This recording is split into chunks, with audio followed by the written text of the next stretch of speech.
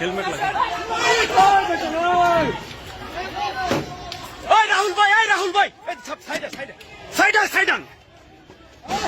भाई साइड राहुल भाई साइड आने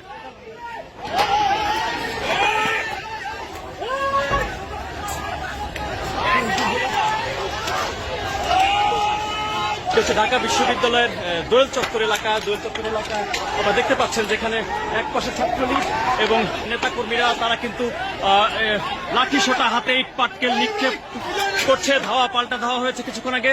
এখন দুই পক্ষ কিন্তু একেবারে মুখোমুখি অবস্থান নিয়েছে দোয়েল চত্বরে। এই যে ডান পাশে এখন যাদেরকে দেখতে পাচ্ছেন এরা জাতীয়তাবাদী ছাত্র দলের নেতাকর্মী, একই সাথে এই সামনে রয়েছে বাংলাদেশ ছাত্রলীগের নেতাকর্মীরা। তারা এখন দোয়েল চত্বরের এই এলাকায় পুরো মুখোমুখি অবস্থান নিয়েছে এবং হামলা পাল্টা হামলা, ইট পাটকেল নিক্ষেপ এবং ব্যাপক সংঘর্ষ কিন্তু এখন চলছে দোয়েল চত্বরে এবং একেবারে মুখোমুখি অবস্থান নিয়েছে বাংলাদেশ জাতীয়তাবাদী ছাত্র দল এবং বাংলাদেশ আওয়ামী ছাত্রলীগ। বাংলাদেশ ছাত্রলীগের নেতাকর্মীরা তারা এখন একেবারে মুখোমুখি অবস্থান নিয়ে একে অপরের উপর ইট পাটকেল নিক্ষেপ করছে এবং দোয়েল চত্বর এলাকায় মূলত এই সংঘর্ষের ঘটনাটি ঘটছে